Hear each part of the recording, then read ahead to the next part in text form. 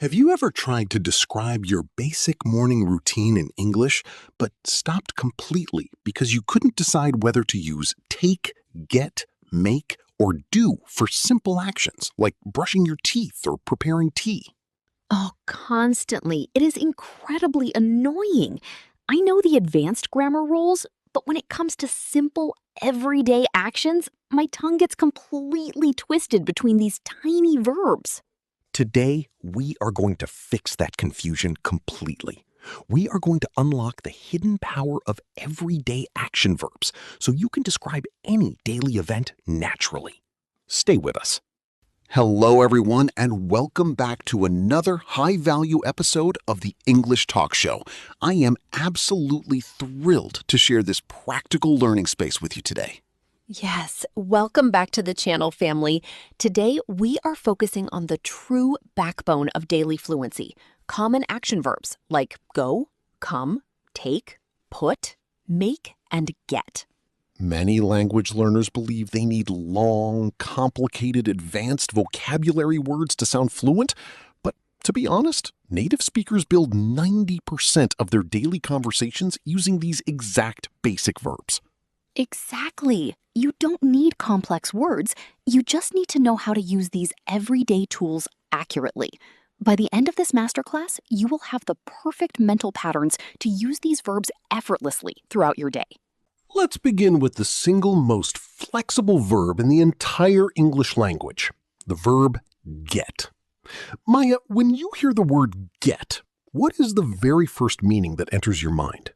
Well, I usually think get means to receive something, like I get a gift, but I see native speakers use it for almost everything, and it makes me quite confused. You are completely right. Get is a shapeshifter. It can mean to buy, to arrive, to receive, or even to become. For example, in a busy morning corporate environment, instead of saying, I arrived at the office, you can simply say, I got to the office. Ah, so I got to the office means arriving. What about when I change my emotional state, like becoming angry? Yes, you say, I got angry. It means to transition into a new state. Now, compare that to the verb make. We use make specifically when we create, build, or produce something physical or abstract. You make a cup of tea, or you make a mistake. Oh, I see the difference. I get ready in the morning, which is a change of state, but I make breakfast because I am physically preparing something new. That is a wonderful way to separate them. Now, let's look at two verbs that track physical direction, go and come. This causes massive confusion because many people mix up the starting point and the destination. Yes, guilty as charged. Sometimes my colleague calls me and asks, "Where are you?" And I accidentally say, "I am coming to the market," when I actually meant, "I am going to the market." Here is the golden rule to keep your mind clear. Use go when you are moving away from the place where you are right now. Use come when you are moving toward the person you are speaking to or toward the speaker's location. Let me test myself. If I am at home and traveling to your office, I should say, I am going to the office. But once I arrive near your building and you call me, I should say, I am coming upstairs now. Is that correct? Absolute perfection. You used go for movement away from your home and come for movement toward my location. It removes all the internal translation math instantly. That feels so natural when you explain it as a spatial direction rather than a rigid textbook grammar formula. Let's move to physical objects. Throughout your day, you are constantly interacting with things using two core actions, take and put. I use these basic words, but I feel my sentences sound too simple. Is it okay to use them during a professional conversation? Not only is it okay, it is highly recommended. Take means to remove or move something away, while put means to place something in a specific location. For instance, you take your laptop out of your bag and you put your phone on the desk. And these verbs form incredible ready-made patterns when we add small particles to them, like take off for removing clothes or put on for wearing a jacket. Brilliant observation. Phrasal combinations like take off and put on are exactly how native speakers maintain an easy, smooth rhythm without using heavy, formal vocabulary words. So instead of searching my brain for a complex word like extinguish, I can just say put out the fire. That gives my mind a wonderful time to relax during fast conversations. But Leo, how do our listeners practice combining all these separate verbs into fluid paragraphs when they are practicing alone? You must use the daily narration strategy we discussed in our earlier lessons, but focus entirely on these action verbs. Combine them into sequential blocks as you move through your house. Can you give us an example of how that sounds in real life? Listen closely. I get out of bed. I go to the kitchen. I make a hot coffee. I take my mug and I put it on the table.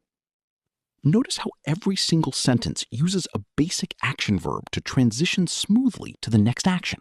Wow, that forms a complete, beautiful narrative story. And the grammar is completely flawless because the basic verb frames are incredibly simple to manage. Exactly. When you master these primary verbs, you stop stuttering because you realize you don't need 1,000 words to describe your life. You just need these core 6. Wonderful job today. Let's pause our narrative and break down the core structural terms we explored during the session. Our very first phrase is shapeshifter verb. Yes, a shapeshifter verb is a highly flexible verb, like get, that changes its entire meaning based on the words placed next to it. For example, because get is a shapeshifter verb, it can mean to arrive, to buy, or to become. Excellent. Our second concept is spatial direction. This refers to the physical relationship between your current location and the destination of your movement, which dictates whether you use go or come. An example is, understanding spatial direction helps you choose between go and come perfectly. The third term is phrasal combination. This is when you join a basic verb with a small word like on, off, or out to create an entirely new action meaning. For example, mastering phrasal combinations like put on makes your daily English sound highly authentic. Finally, remember the term sequential block. This is a chain of simple actions described one after another in chronological order to build a clean story. For example, using sequential blocks is the fastest way to narrate your morning routine fluidly. Now, let's build your physical vocal coordination with our high-impact shadowing practice. Clear your mind, open your mouth clearly, and repeat these everyday action lines out loud during the 3 seconds of silence. Let's practice our flexible get patterns first. Slowly. I need to get ready for my office meeting.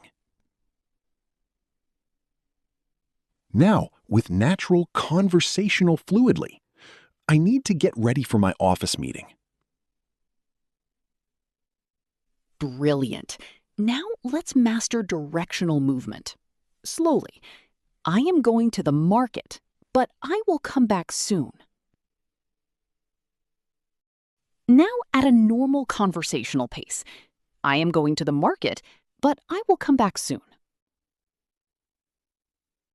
Let's practice handling an object smoothly. Slowly. Please take the file and put it on my desk. Now, naturally and professionally. Please take the file and put it on my desk. Pop quiz time. Let's challenge your situational intuition and check your active understanding. We want to see your answers filling up the comments section down below right now. Participate actively. If you are sitting at your home desk and your friend calls to invite you to a restaurant down the street, what should you say? A. Yes, I am coming to the restaurant right now. B. Yes, I am going to the restaurant right now. Think about the spatial direction from your home Drop an A or a B in the comments, and let's verify your active fluency habits together. Let's summarize your 3 actionable rules for daily action verbs today. Use get for changes of state and make when you are physically constructing something. Use go for moving away from your current location and come for moving toward the listener. Chain basic verbs into sequential blocks to describe your physical world without stuttering. Your homework for this afternoon is intensely practical. Walk through your living room, perform 3 simple actions with your hands, and describe them out loud using take, put, or get. Don't just think it, say it out loud. Next week on the English Talk Show, we are stepping into the fast-paced world of small talk networking. We will show you exactly how to join a group conversation at a corporate event, ask polite icebreaker questions, and leave a memorable impression. You absolutely want to lock that in. If this conceptual masterclass simplified your daily routine speaking today, the subscribe button is right down there waiting for you. It takes less than a single second to click, and it tells our production team to keep scripting these slow, clear, high-value episodes for your growth. Put away your complex dictionaries, practice your action narration tonight, and we will see you inside our next conversation class. Bye-bye. Bye.